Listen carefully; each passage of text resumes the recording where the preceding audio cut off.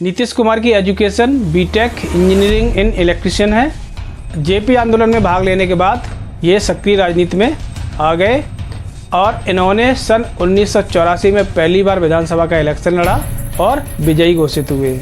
सन 1990 में लोकसभा सदस्य चुनने के बाद उन्हें केंद्रीय मंत्रिमंडल में शामिल किया गया और उन्हें राज्य कृषि मंत्री का पद दिया गया। सन 2000 का बिहार विधानसभा इलेक्शन बड़ा ही रोमांचक और अविस्मरणीय है। इस इलेक्शन में वो हुआ जो नहीं होना चाहिए था। जितने भी गठबंधन थे, घटक दल थे, सब एकदम बिखर पड़े। लालू प्रसाद को इस बात का आभास हो गया कि अगर हम इन दोनों जातियों को अपने साथ मिला के चलते हैं तो आगे चलकर ये सत्ता में अपनी भागीदारी मांगेंगी, जबकि मुसलमानों के साथ ऐसा नहीं है। मुसलमानों को सिर्फ इतना चाहिए कि कोई जो सांप्रदायिक दंगे होते ना, उसमें उनको सुरक्षा मिलनी चाहिए। मतलब जो आरजेडी थी वो अपर क्लास मुस्लिम क्लास की पार्टी हो गई, जो नीतीश कुमार की समता पार्टी थी वो पिछड़ी पसमानदा मुसलमानों की पार्टी हो गई। क्लियर? अब आया फ्लोर टेस्ट का टाइम, बहुमत सिद्ध करने का। तो बहुमत से ठीक पहले नीतीश कुमार ने दे दिया इस्तीफा। सिर्फ 7 दिन के अंदर पहली बार सीएम बने नीतीश कुमार। समता पार्टी और जनता दल का विलय हो गया, तो दोनों को मिलकर एक पार्टी बनी जिसका नाम JDU, जनता दल यूनाइटेड। 2005 में इलेक्शन होता है। इस इलेक्शन में नीतीश कुमार ने अच्छा प्रदर्शन किया बीजेपी के साथ मिलकर और 15 साल पुराना लालू राबड़ी का राज उखाड़ फेंका और पुनः पूर्ण रूप से मुख्यमंत्री बने नीतीश कुमार। फिर नीतीश कुमार को लगा कि भाई साहब ये तो हमारे पेट पर लात मारने वाले हैं, पार्टी पर कब्जा करने वाले हैं। तो नीतीश कुमार ने सोचा भाई ये तो राजनीतिक संकट हो जाएगा, तो उन्होंने तुरंत मांझी को आउट किया और फिर से सीएम पद की शपथ ली। मतलब अपना पुराना गठबंधन छोड़ के पहली बार लालू प्रसाद यादव से हाथ मिलाते नीतीश कुमार और इलेक्शन लड़ते हैं, जिसमें वो जीत भी जाते हैं और फिर से मुख्यमंत्री बन जाते हैं। तो नीतीश कुमार उनसे पीछा छुड़ाना चाहते थे, तो उन्हें मौका मिल गया। जैसे ही तेजस्वी यादव के खिलाफ सीबीआई ने FIR दर्ज की तो उन्होंने तुरंत गुलाटी मार दी। नीतीश कुमार ने बोला भैया हम तुम्हारे साथ नहीं रहेंगे। तो उन्होंने फिर से प्लानिंग की नीतीश कुमार को बलगलाने की कि नीतीश बाबू अभी मैं अकेला बोल रहा था, अब हम सब पार्टियां मिलकर बोल रहे हैं कि आपको प्रधानमंत्री बनाएंगे। और इस बार नीतीश कुमार जी बहकावे में आ जाते हैं। कुल मिला के नीतीश कुमार पे जो आरोप लगाए जाते हैं पलटू राम के, तो भाई साहब वो पलटू राम नहीं है। उन्होंने राजनीतिक परिस्थितियों को देखा, समझा, उसके बाद डिसीजन लिया। देखो भैया उनका स्वास्थ्य सही है, मेरी बात मानो, उनका स्वास्थ्य सही है। जब तक बीजेपी गठबंधन में है सेंटर में ये, तब तक इनका स्वास्थ्य सही रहेगा। ये कुछ भी बोल दे, कुछ भी कर दे, इनका स्वास्थ्य सही ही रहेगा। नमस्कार मित्रों, कैसे हो? उम्मीद करता हूँ कुशल मंगल से होगे। आज हम चर्चा करने वाले हैं बिहार के मुख्यमंत्री नीतीश कुमार के बारे में। तो आज के टॉपिक में सबसे पहले रहेगा कि भाई नीतीश कुमार क्या है, कौन है, क्या इनकी एजुकेशन है, ठीक है। उसके बाद क्या इनकी उपलब्धियां हैं, इनका क्या पॉलिटिकल करियर है, सेंट्रल में कब तक रहे, उसके बाद स्टेट में कब तक रहे और आगे की इनकी क्या प्लानिंग है, उन सब के बारे में, ठीक है। तो चलिए शुरू करते हैं। नीतीश कुमार का जन्म 1 मार्च 1951 में बिहार के बख्तियारपुर ज़िले में हुआ था। इनके पिता का नाम कविराज रामलखन था, जो एक आयुर्वेदिक वैद्य थे। इनकी पत्नी का नाम मंजू कुमारी सिन्हा था, जो एक अध्यापिका थी। इनका एक बेटा है जिसका नाम है निशांत कुमार। नीतीश कुमार की education BTech engineering in electrician है, जो इन्होंने National Institute of Technology Patna से की। वर्तमान में जिस पार्टी के ये ऑनर है उस पार्टी का नाम है JDU यानी जनता दल यूनाइटेड। नीतीश कुमार ने अपने शुरुआती करियर में इंजीनियरिंग की जॉब भी की। सन 1974 एवं 1977 में ये जेपी आंदोलन से जुड़ गए, जो कि एक संपूर्ण क्रांति आंदोलन था। इसी आंदोलन के दौरान उनकी मुलाकात एक समाजसेवी राजनेता सत्येंद्र नारायण सिन्हा से हुई। बाद में चलकर ये दोनों काफ़ी करीब आ गए एक दूसरे के। जेपी आंदोलन में भाग लेने के बाद ये सक्रिय राजनीति में आ गए और इन्होंने सन 1984 में पहली बार विधानसभा का इलेक्शन लड़ा और विजयी घोषित हुए।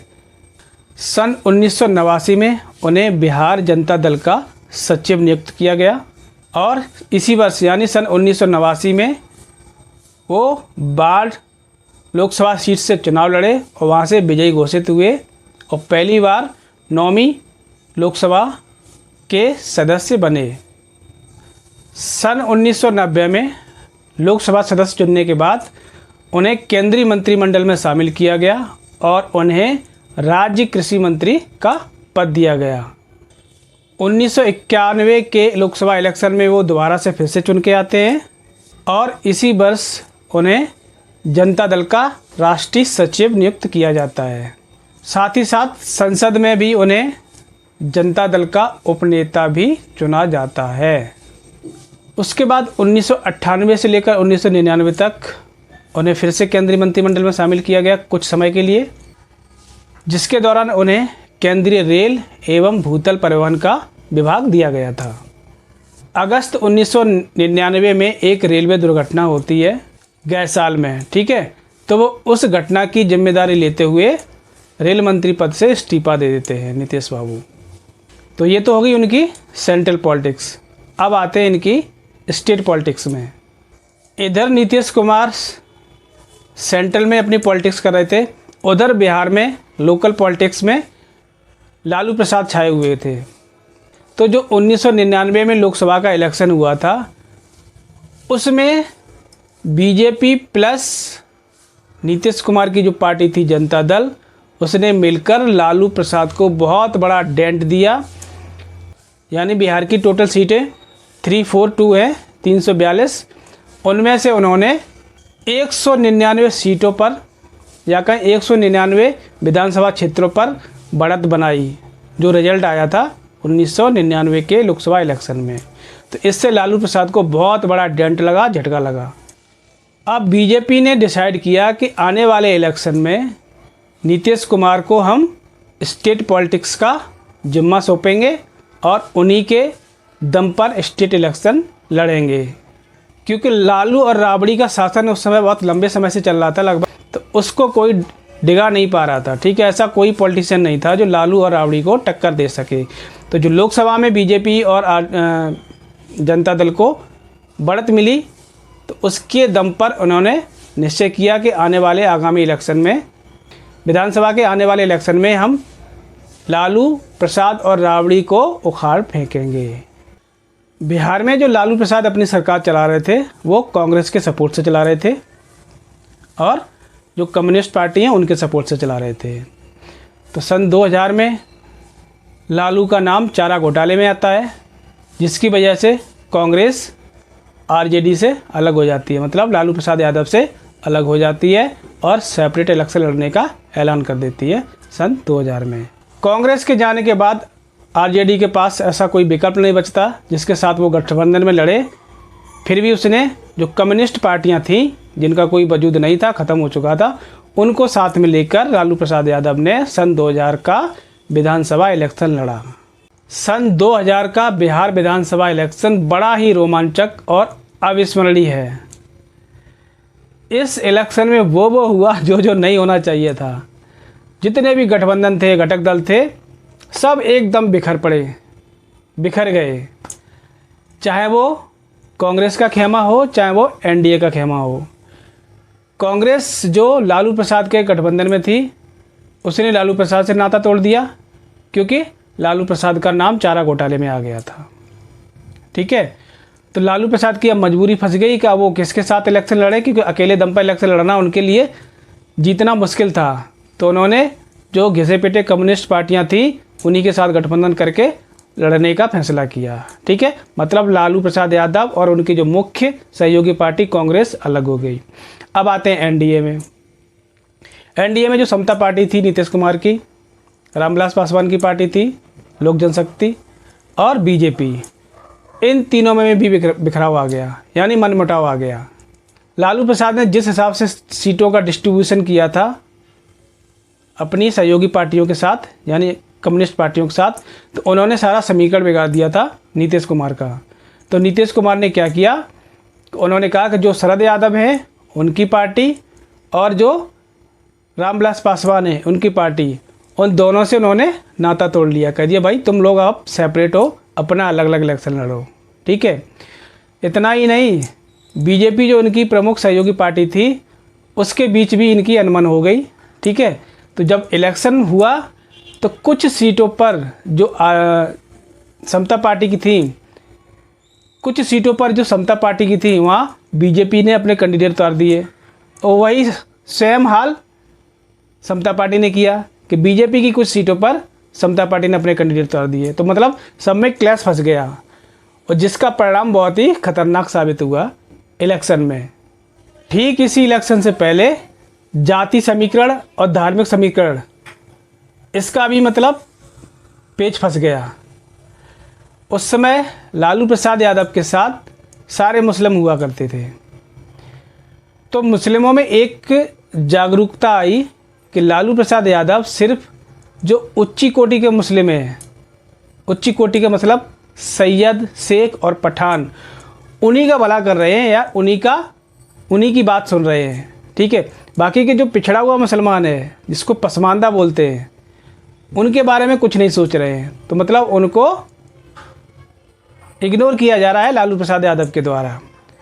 तो ये एक धार्मिक विखंडन हो गया लालू प्रसाद यादव के लिए। ये सब आरजेडी के बारे में बातें कर रहे हैं। ठीक है, क्योंकि मुसलमान सारे आरजेडी में थे। अब आते हैं जाति समीकरण पर।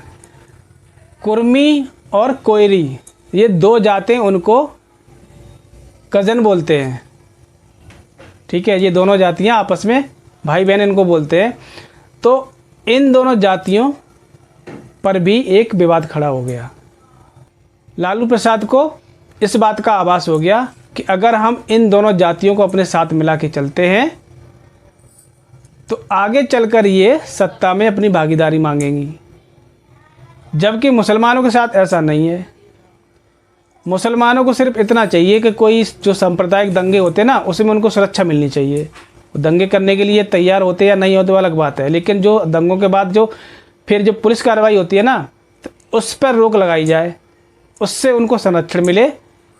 तो लालू प्रसाद यादव ने कुर्मी और कोयरी जात को छोड़कर मुसलमानों को साथ लेने का फैसला कर लिया। और जबकि जो पसमानदा मुसलमान थे, पिछड़े हुए, उन्होंने लालू प्रसाद यादव से नाता तोड़ना चालू कर दिया और वो नीतीश कुमार की तरफ झुकने लगे। समझ में आया? मतलब जो आरजेडी थी वो अपर क्लास मुस्लिम क्लास की पार्टी हो गई, जो नीतीश कुमार की समता पार्टी थी वो पिछड़ी पसमानदा मुसलमानों की पार्टी हो गई। क्लियर? अब इलेक्शन होता है, सन 2000 बिहार विधानसभा का इलेक्शन होता है, उसके परिणाम पर आते हैं। ठीक है, किसी भी पार्टी को पूर्ण बहुमत नहीं मिला, न आरजेडी को, न बीजेपी को, न समता पार्टी को और न कांग्रेस को। ठीक है, सबकी सीटें ऐसी विखंडित हो गई, मतलब एकदम खिचड़ी पक गई। अब इन्हें भानुमति की तरह कुरमा जोड़ना था, तो वही हुआ। सीटें बता देते किसकी कितनी आई। कांग्रेस की 23 सीटें आई, आरजेडी की सबसे ज़्यादा 124 सीटें आई। कम्युनिस्ट पार्टी जिनके साथ लालू प्रसाद यादव इलेक्शन लड़े थे, मात्र 3 सीटें आई। झारखंड मुक्ति मोर्चा, शिबू सोरेन थे ना, उनकी पार्टी को 12 सीटें आई। बीजेपी को 67 सीटें आई, मतलब 67 सीटें आई। जनता दल यूनाइटेड को 21 सीटें आई। समता पार्टी को 34 सीटें आई, जो नीतीश कुमार की पार्टी थी। और राष्ट्रीय लोक समता पार्टी जो रामविलास की पार्टी थी, उसको 2 सीटें आई। जो 4 सीटें बची वो निर्दलीय ले गए। अब 1999 में जो केंद्र में अटल जी की सरकार आई थी, उसमें नीतीश कुमार को मंत्री भी बनाया गया था, रेल मंत्री। ठीक है, तो वाजपेयी जी ने नीतीश कुमार को कहा कि भाई पूर्ण बहुमत तो किसी के पास नहीं है, अब एक काम करो, तुम सरकार बनाने का दावा ठोक दो। उन्होंने दावा ठोक दिया, राज्यपाल को बोल दिया कि हम सरकार बनाने जा रहे हैं। ठीक है, तो उन्होंने सरकार अपनी बना ली। ठीक है, उनको भी पता था, नीतीश कुमार को भी पता था कि हमारे पास पूर्ण बहुमत तो नहीं है, लेकिन फिर भी उन्होंने रिस्क लेकर सरकार बना ली। पूर्ण बहुमत न होने के बावजूद भी नीतीश बाबू ने अपनी सरकार बना ली। अब आया फ्लोर टेस्ट का टाइम, बहुमत सिद्ध करने का। तो बहुमत से ठीक पहले नीतीश कुमार ने दे दिया इस्तीफा। उन्हें पता था कि कुछ भी कर लो, कैसे भी कर लो, हम पूर्ण बहुमत यानी हम बहुमत साबित नहीं कर सकते। उन्होंने कैलकुलेशन की तो उनका बहुमत केवल 151 सदस्य हो रहा था। उनके पास सिर्फ 151 मतलब 151 ही विधायक हैं। उधर लालू प्रसाद यादव की पार्टी के पास 159 159 विधायक थे। तो पेच फंस गया, न लालू प्रसाद के पास पूर्ण बहुमत था और ना ही नीतीश कुमार के पास था। बहुमत सिद्ध करने के लिए चाहिए थे उनको 163 विधायक, जो दोनों में से किसी के पास नहीं हो रहे थे। तो फ्लोर टेस्ट से पहले नीतीश कुमार ने दे दिया इस्तीफा, कर लिया भैया हमारे पास का नहीं है। सिर्फ 7 दिन के अंदर पहली बार सीएम बने नीतीश कुमार। 7 दिन के बाद उन्होंने इस्तीफा दे दिया। ठीक है, उसके बाद लालू प्रसाद यादव ने अपनी तिकड़ी फंसाई और राबड़ी देवी को बोल दिया तुम जाओ सरकार बनाने का दावा ठोको, और राबड़ी देवी बन गई प्रदेश की मुख्यमंत्री। तो ये सन 2000 का सबसे इंटरेस्टिंग विधानसभा इलेक्शन था बिहार का। अब इस इलेक्शन में मीडिया की भी काफ़ी आलोचना हुई है, क्योंकि ऐसा बोला जाता है, बताया जाता है कि उस समय जो मीडिया थी वो अपर कास्ट वालों की ज़्यादा सुनती थी, या कहें बीजेपी का प्रभाव ज़्यादा था। तो उस मीडिया ने झूठ बोलकर बीजेपी और समता पार्टी को बरगलाया कि भाई आपका माहौल है, जिसका परिणाम उल्टा हुआ और लालू प्रसाद यादव सबसे नंबर 1 उभर के आए। तो मीडिया की काफ़ी आलोचना हुई, ठीक है, जो आजकल अभी भी होती है। अब नीतीश कुमार मुख्यमंत्री तो रहे नहीं, तो क्या करें, तो अटल जी ने उनको फिर से वापस बुला लिया कि भाई तुम्हें फालतू नहीं बैठने देंगे, तुम आइए। केंद्रीय मंत्रिमंडल में फिर से शामिल कर लिया उनको, नीतीश कुमार को, और उनको फिर से कृषि मंत्री बना दिया। मई 2001 में उनको कृषि मंत्री से हटाकर रेल मंत्री बना दिया गया, जो वो 2004 तक रहे। मतलब 2001 से लेकर 2004 तक वो रेल मंत्री रहे नीतीश कुमार। इसी बीच 2001 से लेकर 2004 के बीच में समता पार्टी और जनता दल का विलय हो गया। तो दोनों को मिलकर एक पार्टी बनी जिसका नाम JDU, जनता दल यूनाइटेड। ठीक है, तो जनता दल को यूनाइट कर दिया, तो ये नई पार्टी बन गई जनता दल यूनाइटेड सन 2003 में। 30 अक्टूबर सन 2003 को समता पार्टी और जनता दल का विलय हो गया, आपस में यूनाइटेड हो गई दोनों पार्टियां, और नई पार्टी बनी JDU, जनता दल यूनाइटेड। सन 2005 में बिहार में फिर से इलेक्शन होता है, 5 साल होने के बाद। सन 2000 में हुए थे, उसके बाद 2005 में इलेक्शन होता है।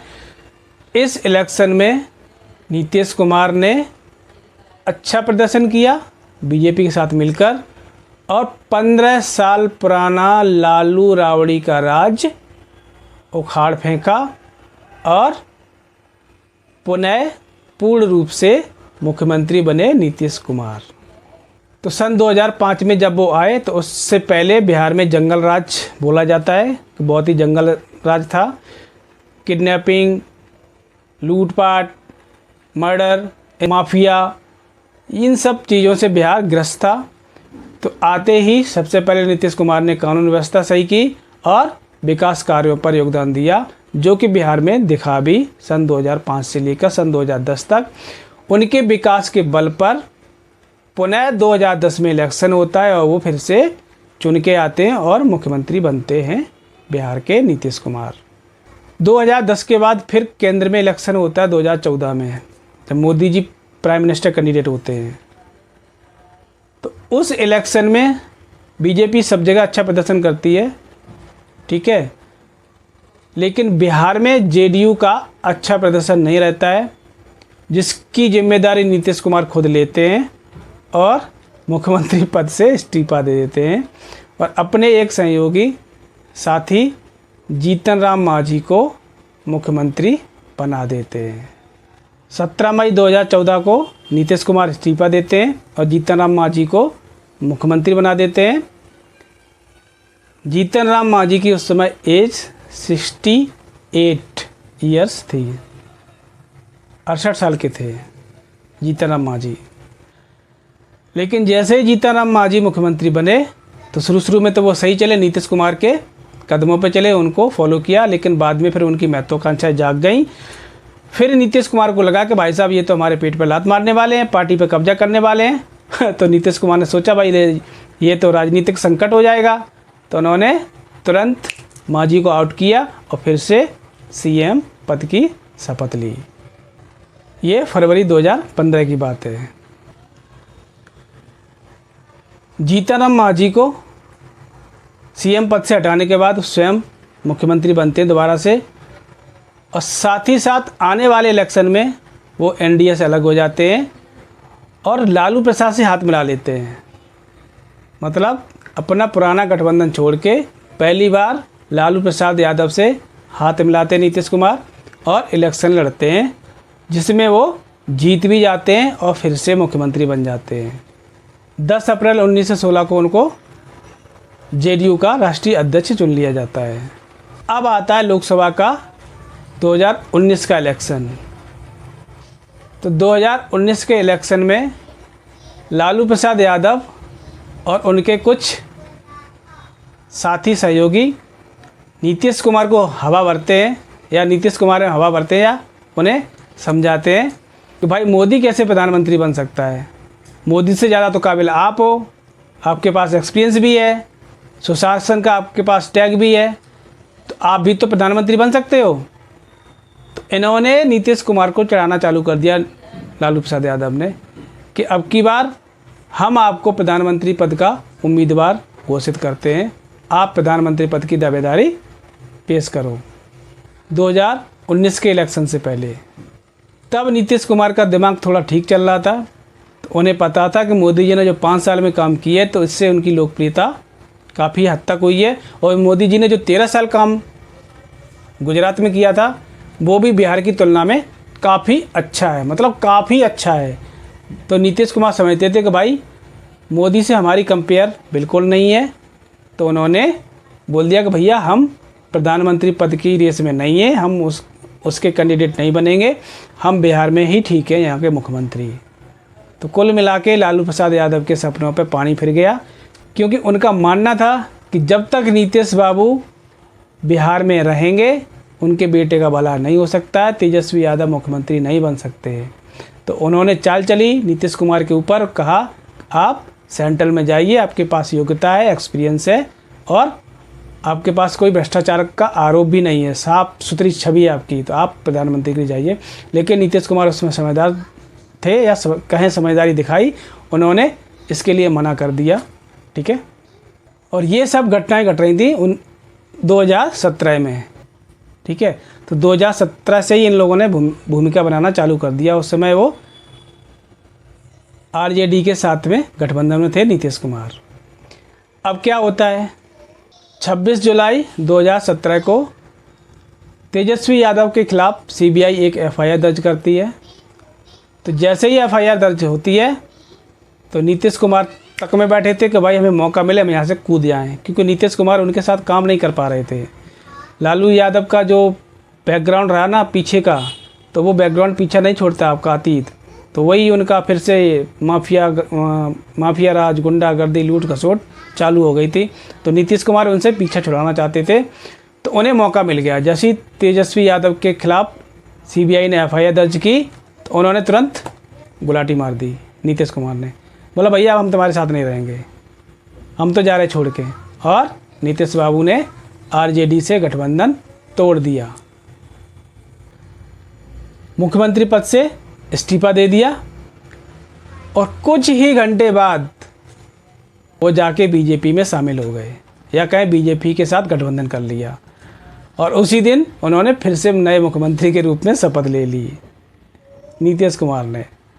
सन 2020 में फिर विधानसभा इलेक्शन हुआ बिहार में, तो वो उन्होंने बीजेपी के साथ लड़ा और फिर से मुख्यमंत्री बने। मतलब मुख्यमंत्री नीतीश कुमार ही रहे 2005 से। 2020 में बिहार में इलेक्शन होता है विधानसभा का, जिसमें वो फिर से मतलब बीजेपी के साथ ही मिलकर इलेक्शन लड़ते हैं और जीत के आते हैं, मुख्यमंत्री बनते हैं।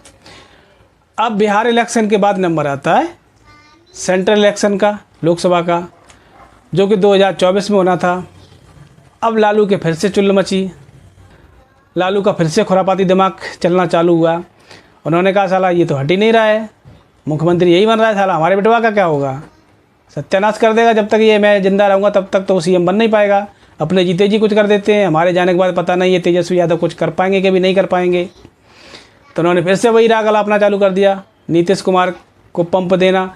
अब उन्होंने अकेले नहीं, सारी जितनी बड़ी बड़ी पार्टियां थीं, चाहे वो कांग्रेस हो, फिर वो आपकी आम आदमी पार्टी उस समय ठीक ठाक थी, दिल्ली में उनकी सरकार थी, आम आदमी पार्टी हो, ममता बनर्जी हो, मतलब जितने भी पार्टियां बड़ी बड़ी पार्टियां थी देश की, उन सब ने मिलकर चाल चली कि भाई हम सब में से सबसे साफ छवि का कोई व्यक्ति है तो वो नीतीश कुमार ही है, और मोदी को टक्कर नीतीश कुमार ही कुछ हद तक दे सकते हैं। तो उन्होंने फिर से प्लानिंग की नीतीश कुमार को बरगलाने की कि नीतीश बाबू, अभी मैं अकेला बोल रहा था, अब हम सब पार्टियां मिलकर बोल रहे हैं कि आपको प्रधानमंत्री बनाएंगे। और इस बार नीतीश कुमार जी बहकावे में आ जाते हैं, वो कर देते हैं बगावत। और जुलाई 2022 में वो बीजेपी के साथ गठबंधन तोड़ देते हैं। फिर से वो राजद और कांग्रेस के साथ मिलकर नए मुख्यमंत्री के रूप में शपथ लेते हैं जुलाई 2022 में।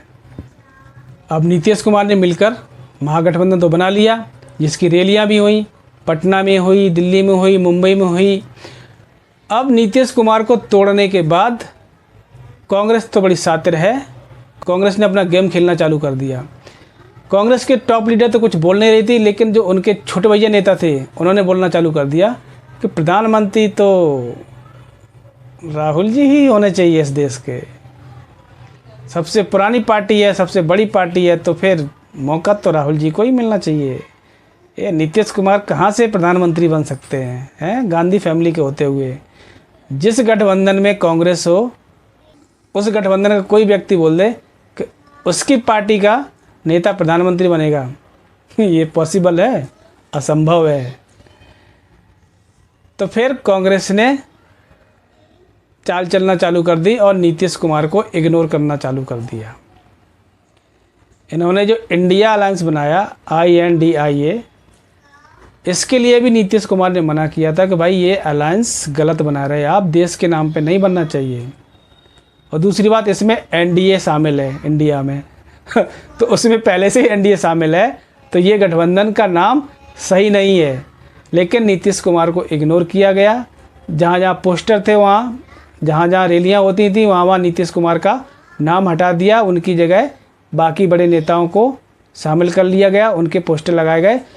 इससे नीतीश कुमार काफ़ी आहत हुए और फिर लौट के बुद्धू घर को आए। 28 जनवरी 2024 को फिर से नीतीश बाबू वापस आ जाते हैं और NDA में शामिल हो जाते हैं, बीजेपी के साथ मिलकर बिहार में सरकार बनाते हैं, मुख्यमंत्री बनाते हैं। तो ये तो रहा नीतीश कुमार का। इसके साथ ही बीजेपी के 2 उप मुख्यमंत्री भी बनाते हैं, पहला सम्राट चौधरी, दूसरा विजय सिन्हा। तो ये तो था नीतीश कुमार का पूरा इतिहास, उन्होंने कहाँ से शुरू किया और कहाँ ख़त्म हुआ। कुल मिला के नीतीश कुमार पे जो आरोप लगाए जाते हैं पलटू राम के, तो भाई साहब वो पलटू राम नहीं है। उन्होंने राजनीतिक परिस्थितियों को देखा, समझा, उसके बाद डिसीजन लिया। ठीक है, उन्हें जब जब लगा कि भाई बीजेपी हमारे साथ कुछ गेम खेलने वाली है, उन्होंने तुरंत बीजेपी को सबक सिखा दिया और वो अलग हो गए। उन्हें पता था कि भाई हमारे पास विकल्प है, बाकी पार्टियों के पास विकल्प नहीं है, ना बीजेपी के पास विकल्प है, ना आरजेडी के पास विकल्प है। ठीक है, उन दोनों का विकल्प मैं ही हूँ, तो मैं कहीं भी जा सकता हूँ और मुझे दोनों स्वीकार करेंगे। तो इस वजह से नीतीश कुमार आज तक मुख्यमंत्री बने हुए हैं बिहार के। 9 बार उन्होंने शपथ ली बिहार के मुख्यमंत्री की, 9 बार मानना पड़ेगा इस बात को। अब फिर से इलेक्शन है बिहार में 2025 में, इसी साल। अब देखना ये है कि नीतीश कुमार फिर से मुख्यमंत्री बनते हैं कि नहीं बनते हैं, क्योंकि नीतीश कुमार का अगर पुराना रिकॉर्ड देखा जाए तो नीतीश कुमार की छवि तो एकदम साफ है। जितने साल वो मुख्यमंत्री रहे हैं उस समय तक तो बिहार का कायाकल्प हो जाता, जो दिखाई नहीं दे रहा है। जो कुछ भी हुआ है वो केंद्र के सहयोग से हुआ है। राज्य ने अपनी तरफ से ऐसा कुछ नहीं किया जिसके दम पर बिहार की जनता नीतीश बाबू से खुश हो। ठीक है, अब इलेक्शन तो नीतीश कुमार के नाम पे लड़ा जा रहा है। अब कुछ लोग कह रहे हैं कि नीतीश कुमार का स्वास्थ्य ठीक नहीं है, वो कहीं भी कुछ भी हरकत कर देते हैं। देखो भैया, उनका स्वास्थ्य सही है, मेरी बात मानो, उनका स्वास्थ्य सही है।